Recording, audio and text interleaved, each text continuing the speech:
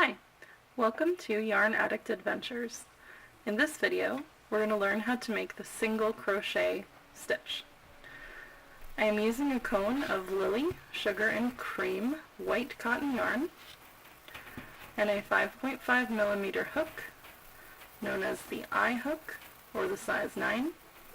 As you can see, I have a row of chains already started. To begin a row of single crochet, you need to allow one of your chains to act as the turning chain. This will bring the yarn up to the correct height for the single crochets you're going to make. So to begin a row of single crochet, we're going to insert the hook into the second chain from the loop on your hook. So this is one, and here's the second one. We're going to put it under the top edge of the stitch of the chain and this middle bar that goes through it, so that you just have one line of yarn underneath your hook. You put it in, so now we have the chain and the original loop on the hook. And you're going to take your working yarn, put it over the hook, and pull it through the chain so that you have two loops on your hook. Wrap the yarn again and pull that through the loops.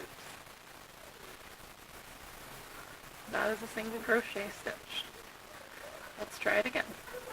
Insert into the chain, wrap the string around, pull it through the chain, wrap the string again, and pull it through the loops. Hook into the chain, grab some yarn from the working yarn, pull it through the chain, wrap the hook, pull it through the loops. Insert, wrap and pull,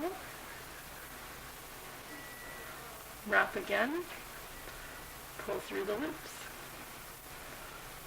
Insert, wrap and pull, wrap, and pull through the loops. And this is our last chain.